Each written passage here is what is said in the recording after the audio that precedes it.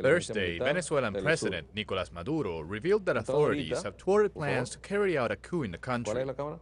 Maduro said that Air Force officials were among those involved and have already been detained. TeleSUR. Se trata de un intento de utilizar a un grupo de oficiales de la aviación militar. It was an attempt to use a group of Air Force officials to provoke a violent action, an attack, the death rows of a blue coup, called the blue coup for the last year since March. I want to thank the young officials of this country, the youth in the barrios, the intelligence and counterintelligence security organizations, because thanks to a joint action we were able to keep watch on this coup attempt for numerous weeks and completely undo it in time. Porque gracias a la actuación conjunta pudimos hacerle seguimiento durante varias semanas a este intento de golpe de Estado o de atentado golpista y desarticularlo completico a tiempo. Women rights advocate Patricia Ariza was part of the first delegation of experts on gender to directly participate in Colombia's peace talks. Now, a second delegation has arrived in Havana to discuss the integration of gender perspectives within the context of an expected peace agreement. We hope to tell the country the messages that we have brought to Havana, because peace will be signed there, but it's also built here on our territory. The issue of gender is very important. There has been lots of distortions and lies, so it is very important to clarify and also to value the effort that both the insurgency and the government have made to bring this topic to the negotiations.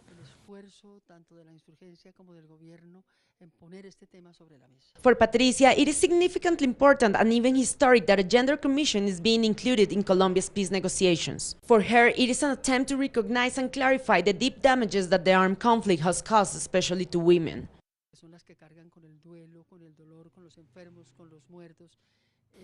They are the ones who are burdened with mourning, pain, death and illness. There has also been lots of sexual violence against women, especially by paramilitaries. Those are crimes against humanity. We need to expose the truth. That is why talking about the conflict is very important.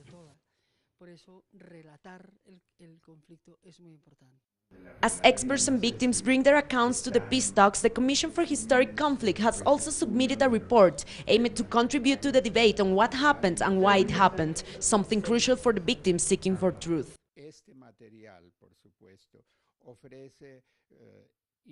This material obviously offers important information and details about the context of the events and processes that produced the victims, so in that sense it will help the victims.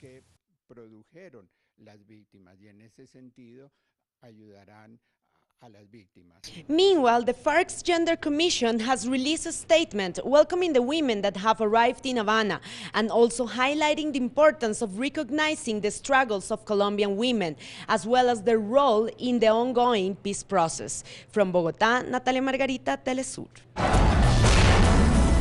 Amendments to the original bill prepared by the executive branch have been introduced following the expositions given to the plenary commissions of the Senate by the Center for Legal and Social Studies of Argentina and security expert Marcelo Sain.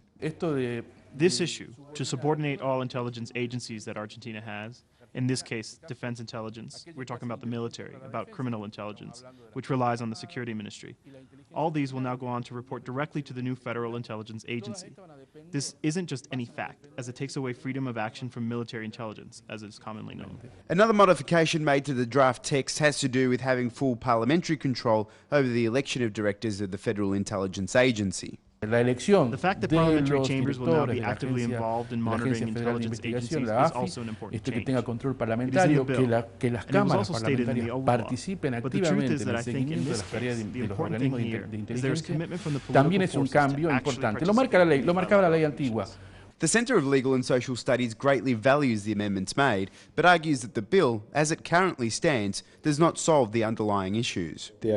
We must try by all means to limit, as much as possible, that the future Federal Intelligence Agency have operational functions and act as an auxiliary of the judiciary. That in the bill, as it currently stands, remains unresolved. It remains with the possibility of having operational capabilities, and that is the window which creates an imbalance in the role of intelligence services in criminal investigations. The Centre has expressed optimism that the bill will receive further modifications throughout the legislative process that lies ahead, assessing the openness of the government, while regretting that the opposition does not assume its obligations by not participating in the debate. From Buenos Aires, Leo Político Duty, TeleSUR.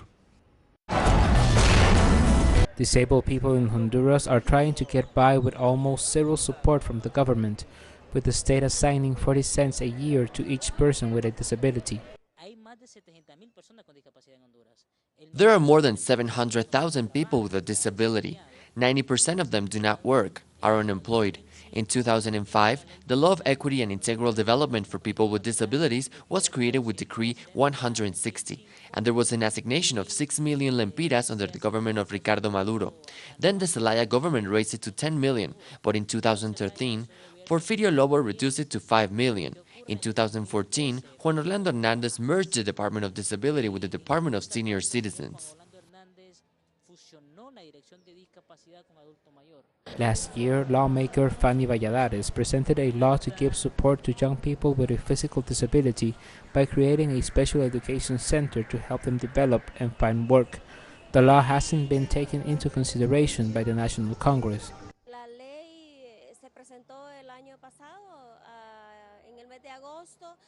The law was presented last year and was written together with the 3 federations of people with disabilities and with the Association of Parents and Students with Disabilities.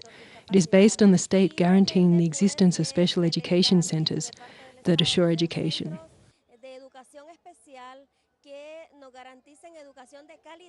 According to the National Migration Center, the number of people with disability has doubled in the last 10 years due to the severe accidents people suffer in their attempt to enter the United States.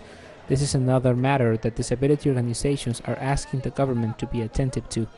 Gerardo Torres, TeleSUR, Central America. Outside of Mexico's Supreme Court, civil organizations presented a damning report over how Sonora state and federal authorities have consistently violated the rights of the Yaqui indigenous tribe in their defense of water and territory with the construction of a massive aqueduct project. The report shows grave human rights violations made against the Yaqui tribe, such as the right to previous consultation for the construction, authorization, operation of the Independence Aqueduct, and without taking into account the decision of the Yaqui people. In late January, the Supreme Court ruled in favor of the functionality of the polemic Independence Aqueduct. Yaqui leaders called the decision blatantly illegal as the state-sponsored project, functioning since 2010, was constructed without an impact analysis. You can't decide if the project is legal or not, and you can't concede if you don't define or determine the environmental, human, anthropological, social, economic, and cultural impacts.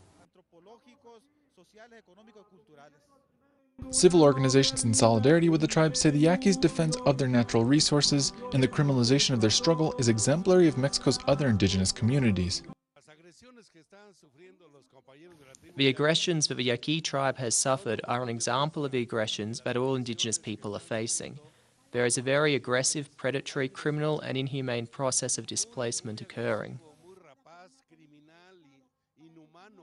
For the Yaqui tribe, these aggressions have translated into the criminalization of their spokesmen. This past year, their leaders Mario Luna and Fernandez Jimenez were detained for their participation in organizing protests against the aqueduct.